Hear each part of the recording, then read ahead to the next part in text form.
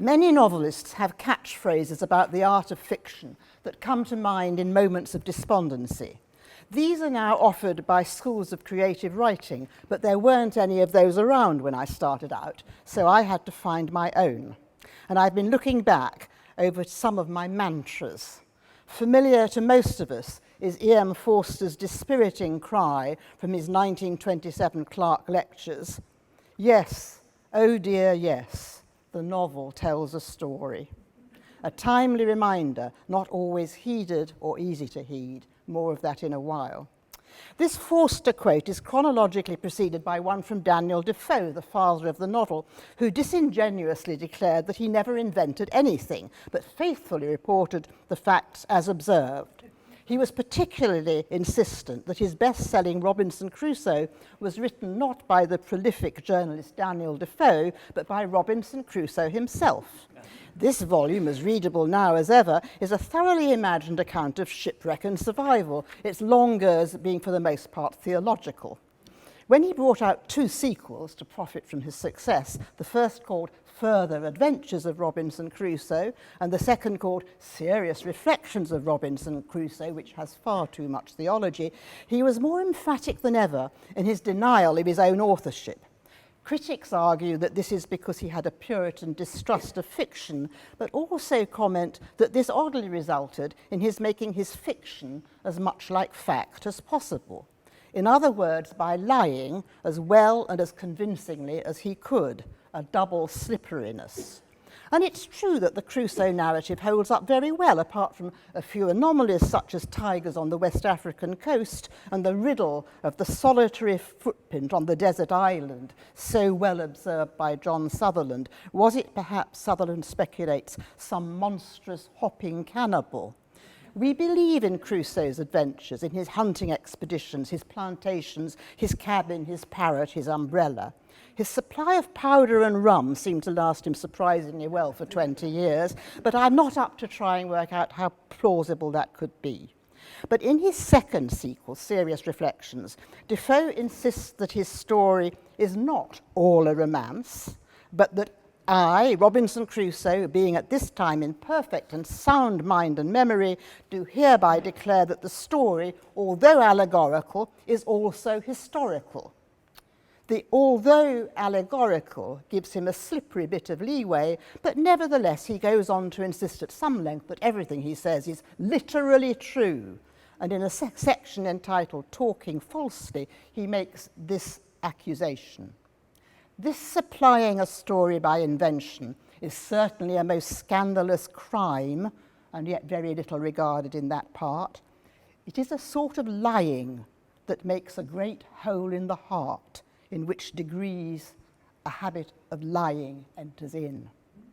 Virginia Woolf, in her 1919 essay, used this interesting quotation as a basis for her praise of his realism, but she doesn't question its moral status. Forster corresponded with Woolf about the art of fiction while he was writing his Clark Lectures, and confessed to her that he found Robinson Crusoe a bore, a sort of Boy Scouts manual. He much preferred Swiss Family Robinson. But Woolf replied that she liked the realism of Crusoe, comparing it to a great earthenware pot. Some decades after Forster and centuries after Defoe, we find the experimental novelist B.S. Johnson, towards the end of Albert Algernon, disclaiming invention and telling us outright that telling stories is telling lies. And it is from Johnson, whom I knew, that I take my title. Albert Angelo stood up very well to rereading. It's the first-person narration of a fat, long-haired, blue-eyed would-be architect working as a supply teacher in a school in Islington, and gives us a very lively account of the school and the pupils of 3B and the toughness of his assignment. His predecessor had committed suicide on the job. Johnson employs a lot of typographical devices in his efforts to hack his way out of linear narrative. Holes in the page, split columns, different typefaces, eccentric punctuation, pages of poetry, but also reinforces his characters' confessions with a lot of circumstantial detail in precise architectural descriptions of buildings and the unchanging route of the 214 bus. The novel has a very strong sense of North London. There are flashbacks to romantic interludes in Wales, or, as Albert later admits, Scotland, and at one point he introduces the name of B.S. Johnson's real-life wife. Then, having built up from collage and bric-a-brac a real character and a real place doing a real job, he breaks out into another first person, crying out, "Oh, fuck all this lying. Look what I'm really trying to write about is writing, not all this stuff about architecture. Trying to say something about writing, about my writing. I'm my hero." Though what a useless characterization. My first character then. I'm trying to say something about me through him. Look, I'm trying to tell you something of what I feel about being a poet in a world where only poets care anything real about poetry.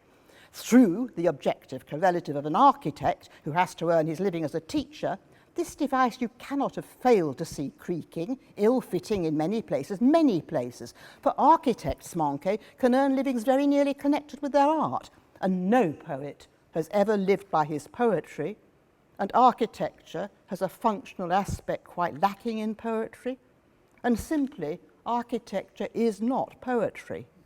I'm trying to say something, not tell a story. Telling stories is telling lies, and I want to tell the truth about me, about my experience, about my truth to reality, nothing being an answer to the loneliness. Here we see Johnson passionately and movingly deconstructing his fiction. He committed suicide in 1973 at the age of 40. So how do we avoid lying, and what kinds of truth, if any, are fiction writers trying to tell? Why did B.S. Johnson assume the disguise of fiction at all? Or was his disclaimer, like Defoe's, a double bluff? Why did he not write simply a memoir describing his struggle with form? Why substitute Wales for Scotland? Why? We think we know why Ian McEwan changed the gender of the lawyer in his novel The Children Act. It would play better in the movie, and it did. But it skewed the story, which grew from a grain of fact. It's axiomatic that those who write fiction are accused of writing autobiography, while those who write what is ostensibly autobiography are accused of writing fiction, of telling stories, of making it up. The very phrase, telling a story, is ambiguous. Stories may be innocent entertainments, or, as in Scheherazade's case, death-defying stratagems, but the phrase, "she told me such a story," implies, as Defoe might have put it, a deliberately misleading falsehood, and tall stories are always lies. Mary McCarthy's Memories of a Catholic Girlhood, published in 1957, contains some shrewd analysis of the deformations caused by false memory and by the writer's desire to make a good story. Some of the chapters in this volume originally appeared as if they were short stories in The New Yorker, and in her deconstruction of her work, McCarthy does appear to acknowledge that the habit of lying may indeed make a kind of hole in the heart. You can't trust writers not to improve on the storylines of reality. To bring the memoir game of truth, falsehood, and disguise right up to date, we need only refer to the best-selling work of the Norwegian author Karl Ove Knausgård, which certainly belong to what we might describe as a post-fiction world. His 6 volumes, with their hundreds of thousands of words, are on one level a painfully frank account of family life, acclaimed as searingly intimate, and variously described by publishers and booksellers as an autobiographical project and an autobiographical novel. On another level, his work is carefully constructed in a highly literary manner, and he makes constant reference to other writers, filmmakers, and artists, with many philosophical reflections on his own art and craft. Here's a passage from A Death in the Family, the first volume of My Struggle. For several years, he says, I had tried to write about my father, but had got nowhere, probably because the subject was too close to my life, and thus not easy to force into another form, which of course is a prerequisite for literature. That is its sole law. Everything has to submit to form. If any of literature's other elements are stronger than form, such as style, plot, theme, if any of these take control over form, the result is poor. That is why writers with a strong style often write poor books. That is also why writers with strong themes so often write poor books. Strong themes and styles have to be broken down before literature can come into being. It is this breaking down that is called a writing. Writing is more about destroying than creating. Nobody knew that better than Rimbaud, etc., etc., etc. And we cut from these literary reflections to the writer leaving his flat to walk the closely observed snowy streets of the city like a Norwegian enfant maudit. Knausgaard certainly overcame his difficulty in writing about his father, for whose death he admits he had longed, and he uses many other real characters, including his grandmother, his mother, his siblings, his wives, and his children. He has run into trouble with some of them, not surprisingly, they dispute his version of the family story. His memoir embraces tales of alcoholism, drug addiction, pornography, and various forms of sexual abuse, as well as the trivia, squalor, spaghetti with meatballs, and cosy satisfactions of his own at times deeply domestic life. The reader follows with appalled and voyeuristic delight his visit to the home of his grandmother, where his father had died in a scene of appalling dirt and decay. He spares us and her nothing, as he notes the smell of urine, the filthy plates and glasses, the dried coffee dregs, the crumbs and shriveled food, and half-empty bottles of cheap vodka, the excrement-smeared sofa, the loaves of bread blue with mould, the stains on the floor, and the soft sludge in the mildewed laundry room. And yet, he can also do domestic charm. He is also the new man, familiar with baby wipes and nappies, grudgingly surviving the baby boom of Stockholm with its endless chat about labour pains, breastfeeding, and holidays tips for the parents of young children. In the second volume of his sequence, there's a wonderfully comic scene in which he takes his daughter to rhythm time classes for tiny tots in the dignified city library, and is obliged to join in with the antics of a group of young mothers, 2 other fathers who are too keen to claim kinship with him, and the attractive guitar-playing group leader. Picture Rambo singing an interactive song about body parts: forehead, eye, ears, nose, mouth, stomach, knee, foot. Then, he says, we were handed some rattle-like instruments which we were supposed to shake as we sang a new song. I wasn't embarrassed. It wasn't embarrassing sitting there. It was humiliating and degrading. Everything was gentle and friendly and nice. All the movements were tiny. And I sat huddled on a cushion, droning along with the mothers and children, a song to cap it all, led by a woman I would have liked to bed. But sitting there, I was rendered completely harmless, without dignity and impotent. Is this fiction or post-fiction? The reader can't really tell. We are used to the stylized fabrication of our favourite newspaper columnists, but we accept these for what they are: entertainments devised by journalist characters called Lucy Mangan or Tim Dowling, which use domestic details to amuse us without really invading the privacy of family life.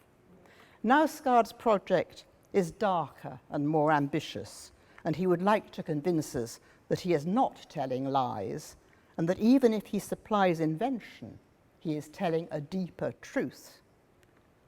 Mary McCarthy's description of her own authorial procedure is telling. She was an acutely self-aware public intellectual, notorious for having accused her fellow writer Lillian Hellman of overstepping the bounds of fiction and falsehood in her semi-autobiographical Pentimento, part of which became the successful Holocaust movie Julia. McCarthy called Hellman a dishonest writer and claimed in an interview that every word Hellman writes was a lie, including and the. This resulted in a lawsuit that ended only with Hellman's death.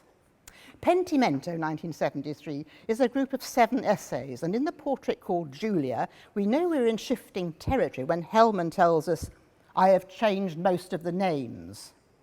The portrait describes the childhood friendship of Hellman and Julia, during which, coincidentally, they play Robinson Crusoe as they camp in the Adirondacks and skin rabbits.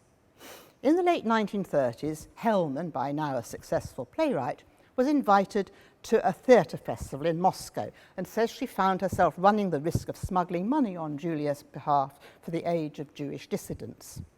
She says, "I trust absolutely what I remember about Julia," and she authenticates her story with references to J.D. Bernal and J.S. Haldane.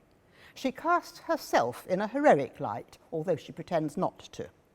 On May the 23rd, 1938, she gets a cable telling her that Julia has been killed by the Nazis in Frankfurt and the body is to be picked up from 30 Downshire Hill in Hampstead. Is that verifiable? I can't remember how or why Julia's body got to Downshire Hill, but the name of the street surprised me, for I know Downshire Hill well, and the mention of it seemed to make this improbable story both more and less likely to be true, like that 214 bus in Albert Angelo. The details of Hellman's account have been much disputed, and we shall probably never know what grain of fact grew into the 1977 Zimmerman movie. Mary McCarthy was far more openly self-questioning than Hellman.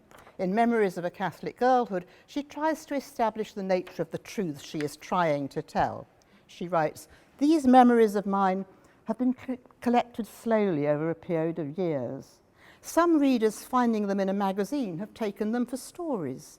The assumption that I have made them up is surprisingly prevalent even among people who know me. Can it be the public takes for granted that anything written by a professional writer is ipso facto untrue? The temptation to invent has been very strong. Sometimes I have yielded, as in the case of conversations. My memory is good, but obviously I cannot recall whole passages of dialogue that took place years ago. I wonder whether the Mesdames of the Sacred Heart really talked so much about Voltaire? And did they really speak to us about Baudelaire?"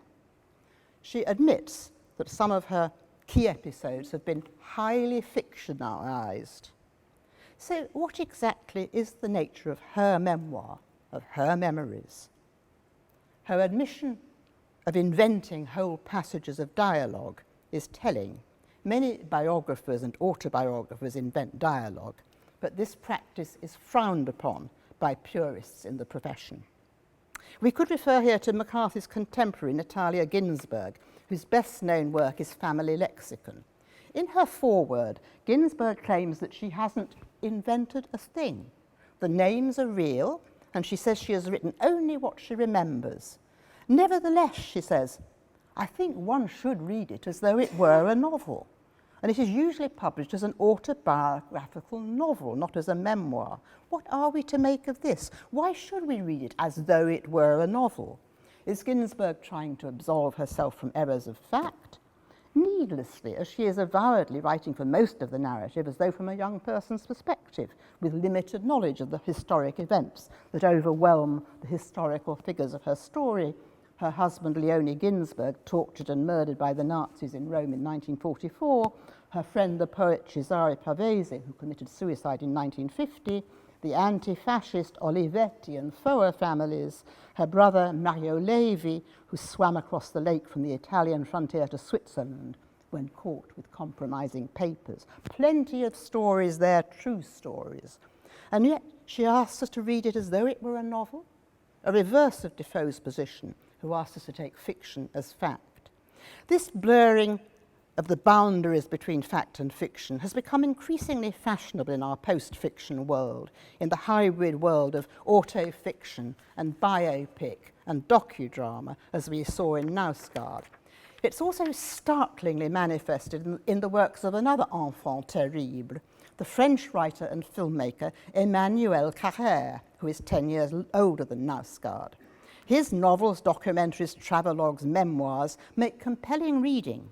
Some, like The Adversary, a true story of monstrous deception, his true crime account of a man who murdered his parents, his wife and his children, a fairly straightforward reportage based on interviews, letters, court reports and VCR cassettes.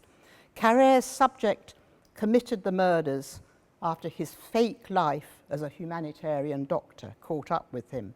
He'd invented a whole fake career for himself, full of fake facts, but embellished with real characters from the real world, such as French politician Bernard Kouchner, co-founder of Médecins Sans Frontières, and Brigitte Bardot. When this artifice, carefully and miserably constructed over years, threatens to explode, he was left, in his own view, with no choice but to kill.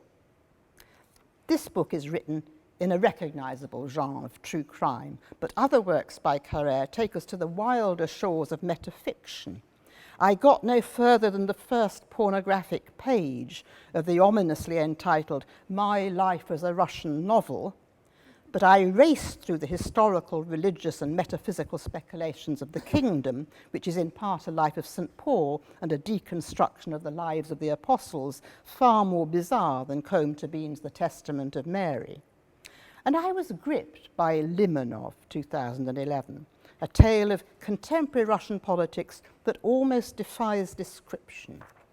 This fictional memoir, or biographical novel, deals with the life of Edouard Limonov, a Russian poet and political dissident, a real person who is still alive and, as far as we know, well at the age of 73, despite a life of wild and reckless misadventure.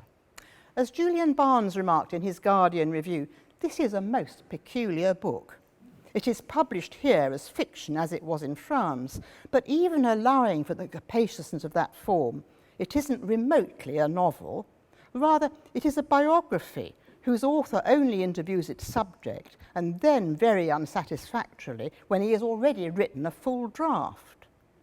When I looked up Barnes's review, I was relieved to learn that he had been as baffled and gripped by this work as I had, and perhaps even a little more shocked or embarrassed by the explicit sexuality of some of its passages. I won't attempt a résumé of this extraordinary life of a man who sees himself and is seen by Carrère as both thug and hero.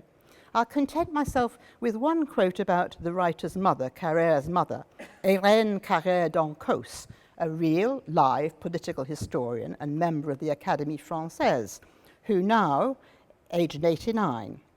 Her son Carrère writes, "Now that she was an uncontested specialist on the Soviet Union, people kept sending my mother anything that dealt with it. That's how, sifting through the latest arrivals while having lunch at my parents', I stumbled upon a work by Limonov with the intriguing title, The Russian Poet Prefers Big Blacks. The flyleaf was signed in an awkward hand, unused to the Latin alphabet, for Carrère d'Encausse, from the Johnny Rotten of literature. His mother said she hadn't read it, had just flipped through and found it boring and pornographic, 2 words all but synonymous in my family." On the copyright page of this hybrid and genre-defying work, somebody, the author, the publisher, states, "The names and identifying characteristics of some persons described in this book have been changed, as have dates, places, and other details of events published in this book. I'm not quite sure what that leaves us with." Similar disclaimers appear at the end of a new and much acclaimed memoir about a Mormon family in Idaho. The story is almost incredibly, and I use that much abused word deliberately, painful and violent. The author states in her footnotes that some quotations from family correspondence are not verbatim. The italics on this page indicate that the language from the referenced email is paraphrased and not directly quoted. Publishers and lawyers will spot at once that here are possible issues of copyright and/or libel. It's murky terrain in Idaho. Let's go back to the safer world and E.M. Forster's plaintive cry, "Oh dear, yes, the novel tells a story." Go back to an age when a novel was recognizable as a novel and the most disruptive elements were Gertrude Stein and James Joyce. Just going to have a little glass of water, if I can reach it.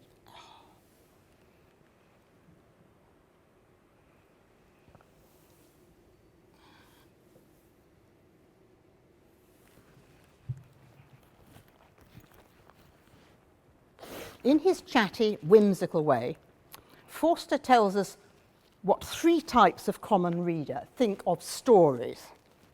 The first type is a good-tempered bus driver who replies to the question, "What does a novel do?" by saying, "A novel's a novel. Well, I don't know. I suppose it kind of tells a story, so to speak."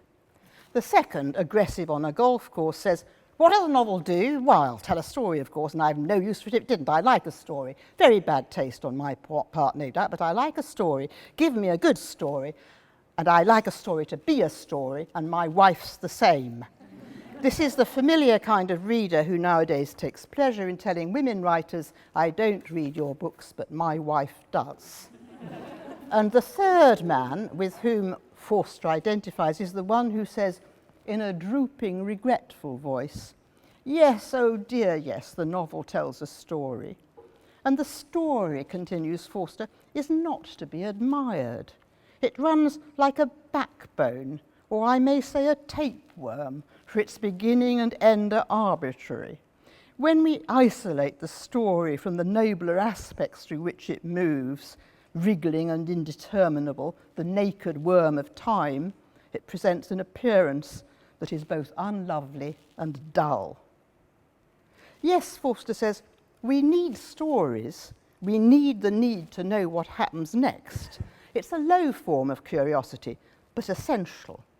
And a novelist who fears he or she is failing to fulfill this basic need is in trouble. B.S. Johnson was in trouble. He had the talent to tell a straight story, but he didn't want to. He wanted to tell the truth. Fellow writers can easily spot the devices to which a writer resorts when the story gets stuck. Unexpected inheritances, brief encounters, sexual secrets, surprising illnesses, and sudden deaths. Anthony Trollope, for instance, who has a Houdini-like capacity for freeing himself from the social and moral and practical complexities of plots of his own devising, found death on the hunting field extremely useful. He occasionally apologises for his inability to keep his passion for hunting out of his novels, acknowledging that many of his hunting passages were gratuitous, self-indulgent, and in no way pertinent to the plot. But this didn't stop him including some extremely useful broken backs and necks when he needed them. These were, of course, not unknown in the hunting world to which he liked to attach himself, but he certainly knew how to exploit them. More curiously, Forster himself, not known as a rider to hounds, was also fond of the sudden deaths of the young and vigorous. He likes to combine a leaning towards a prolective mode of foreshadowing events with sudden and improbable disasters. It's a curious combination.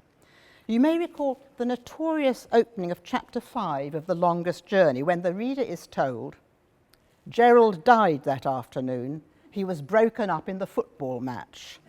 A terse statement that is in fact followed by a protracted and tearful deathbed farewell from his fiancée, what you might call, in narrative terms, having your cake and eating it. The death of Lilia and then later of her baby in Where Angels Fear to Tread and the death of Leonard Bast in Howard's End are at once melodramatic and convenient and do have an echo of that, oh dear, yes. Yet despite these blemishes, Forster is endlessly rereadable, at least to those of my generation, and known to younger generations as the source of stylish costume drama. His stories may at times jar. One student commentator somewhere in the internet sums up the accidental death of the baby in Where Angels Fear to Tread with the one word, ouch, which I don't think is meant as a cry of sympathy for the baby. But Forster achieved some of his higher goals: rhythm, sounded characters with complex interior lives, and a sense of value and meaning. A tribute here to the pure storyteller, whose books with their improbable plots sell in their millions, because he has somehow created a character and a style and a world which makes the reader happily suspend disbelief. And his readers include bus drivers, men on the golf course, academics, and would have made Forster's hypothetical common reader Uncle Willie very happy. The writer is a pure page-turner whose novels seem to satisfy almost wholly on the level of what next, the level that Forster dismissed as Neanderthal. He is good on cityscapes, New York, Chicago, London, Paris, but he is even better at desolate rural backwoods, at deserted rail tracks and motorways and motels and clover leaves and blacktop and parking lots and the Greyhound bus and meals in diners. He can interest even a reader like me in the makes of cars and firearms.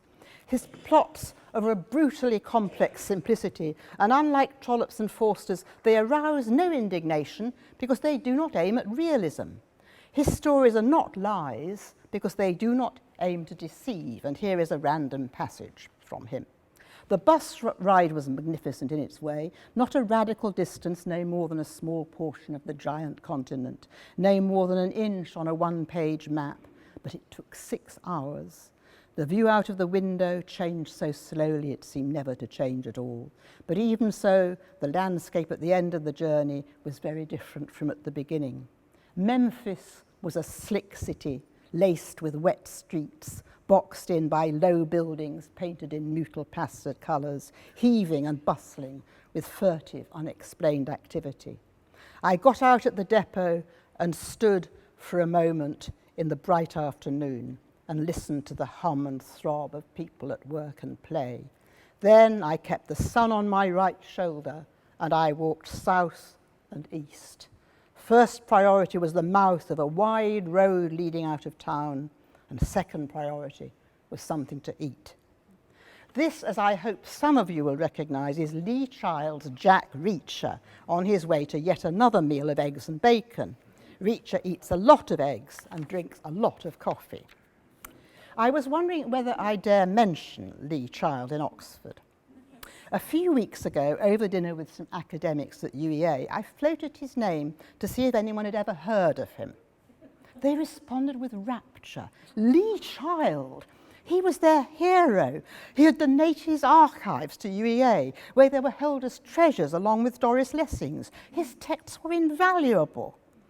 I asked what they admired in him, and they were not at a loss for an answer. The economy of the prose, the sense of place, the use of dialogue, the strong female character, the confident way he shows rather than tells, showing rather than telling is the mantra of the contemporary school of creative writing. Their praise flowed freely. And on the train on the way home, thinking of those strong female characters, I was reassured in my warm feelings towards Lee Child. How different Jack Reacher is from the boring James Bond with his outdated schoolboy sadistic misogyny. How much more congenial is Lee Child than Ian Fleming. We do move on. So storytelling holds its uncomplicated place in which a larger-than-life Superman like Reacher can still entertain and inform us. Child doesn't write in a post-fiction manner, never intrudes himself into his story, and it's pleasing to think of his archives keeping company with Lessing's, herself a great believer in the power of storytelling. But Lessing was also a deconstructor, a doubter, engaged in a lifelong struggle with the truth. At times realist, at times experimentalist, she wrote in many genres, and in the Golden Notebook she mixed up many genres. Its compartmentalised sections written by Anna and her invention Ella in different coloured notebooks tell different stories which towards the end strive to come together. There's a passage to which I often resort. Anna Wolfe is thinking of writing a short story about love, jealousy and female freedom, and wonders if it could be better told through the persona of her own fictional creation Ella. But Anna writes, I could positively mark the point where Ella left reality, left how she would in fact behave because of her nature, and move into a large generosity of personality impossible to her. But I didn't dislike this new person I was creating. I was thinking that quite possibly these marvellous, generous things we walk side by side with in our imaginations could come into existence simply because we need them, because we imagine them. Her lover Saul encourages her by saying, we've got to believe in our beautiful, impossible blueprints. So a blueprint isn't necessarily a fiction or a lie. It is something that may come to be if we imagine it. Forster suggested that one of the highest forms of fiction was the prophetic. He cites Dostoevsky and Melville. Lessing certainly had something of the prophet or the sibyl about her. And so too, though in a very different sense, does the last writer I want to discuss in detail, Kamila Shamsie. In Shamsie's latest novel, Home Fire, published last year, she posited a Muslim Home Secretary. Well, we have one now. This could be seen as coincidence rather than prophecy, but a coincidence so pertinent that it has a meaning. For what Shamsie has done in this novel is bravely to take on the large and dangerous subject of the way we live now in Britain in a multicultural society with a perpetual war raging in the Middle East, and to tell her story from an authoritative and sombre but carefully nuanced standpoint. It's a good story, a page-turner, a thriller with violent action, a tragicomedy of the up-to-the-minute and up-to-tomorrow of contemporary life, with as keen an eye for neighbourhood and street detail as Lee Child. Like Dickens, Shamsie knows her London and has walked its suburbs and canals and byways, but it also has its roots deep in Greek mythology in the tragedy of Antigone. Rewritings and updatings of classical myth are popular these days, but few revive their sources as truly and at the same time as unobtrusively as Shamsie does. This is one of the most striking reworkings of classical drama since Max Fischer's Homo Faber. And she does this not by continuous allusion, though there are allusions and echoes, notably in the names of the characters, such as the anglicised Aemon for the Muslim Aman for the Greek Haimon, but through tapping into the intransigence and dark passion of the original. Shamsie says she had at first thought to write this story of love and rebellion and sibling loyalty as a stage play, but found she needed the form of the novel, the form which she says can most closely reflect the inner workings of the mind. Parche B.S. Johnson, the novel need not tell lies, it can tell truths that other art forms may not reach. As she has said, the novel is the only form that really knows how to convey the shape of a person's thoughts. Shamsie, born in Karachi and now a British citizen, and you may have seen her thoughts on British citizenship in Saturday's Guardian Review. Shamsie has been placed in history with access to one of the most important narratives of our time, and she has risen to the challenge. She can risk reflections that might make other writers pause without fearing being blamed for appropriation. We can learn a lot in this novel about Muslim home life in Britain, both assimilated and unassimilated, and about the shades of religious faith. Her jokes about the dangers of GWM, Googling while Muslim, a phrase coined by her Antigone figure Anika, give a serious pause for thought. Her prose moves from sober reportage to text messaging and Skype to parodies of the media response to Islamic terrorism in Britain. As events unroll in real time on the world stage, we may often find that Shamsie has been there before us. The descriptions and alleged sound recordings of the recent death in the Saudi consulate in Istanbul could have come straight from her pen. Anika's brother in the novel, we remember, is recruited in West London to make sound recordings of jihadi executions in Syria. We may live in a post-fiction, post-fact world, but fiction can still take us to the heart of our lives in a way that other media cannot do. But we do live, to quote Shamsie, in a time of hysterical headlines and stereotyped soundbites where we are pressured into believing untruths, into taking fiction for fact and fact for fiction. Some novelists make claims to authenticity by introducing real characters into their fiction, as Ian McEwan does when he presents us with Tony Blair in his novel Saturday. And Robert Harris's most recent historical novel, Munich, draws heavily on portraits of Chamberlain and Halifax and Hitler, despite rather quaintly claiming, this is a work of fiction. Names and characters are the product of the author's imagination, and any resemblance to actual persons living or dead is entirely coincidental, a statement which is the direct opposite of Defoe's authorial denial and suggests a kind of Borgesian agenda. The great success of the sensational TV drama Bodyguard rested partly on its tension and sense of immediacy, but not all readers were happy with its blurring of the line between melodrama and real news. Jo Ann Adler, writing in the FT on September the 22nd, objected to the fact that the imagined news coverage integral to driving the plot forward is not fronted by actors, but instead features cameo performances by top BBC News talent. Nick Robinson, Andrew Marr and Laura Kunsberg appear among others. She concludes rather portentously that the corporation risks boosting the authenticity of its drama at the expense of the credibility of its news service. I don't really think things are that bad, nor need we take a TV thriller so seriously. We don't really think that Andrew Marr on the BBC News is telling us post-fact lies just because he once appeared as an actor, do we? But lies creep in insidiously and become part of history. Last week we saw on the TV News a group of world-class tennis players travelling for the cameras on the London Underground from O2 on their way to a reception at Westminster. When asked what they thought of the experience, one of them replied that it was great to be travelling on the tube, just like Winston Churchill.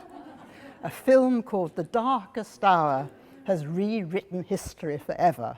We do need to keep our eyes open and try to keep the record straight. Thank you.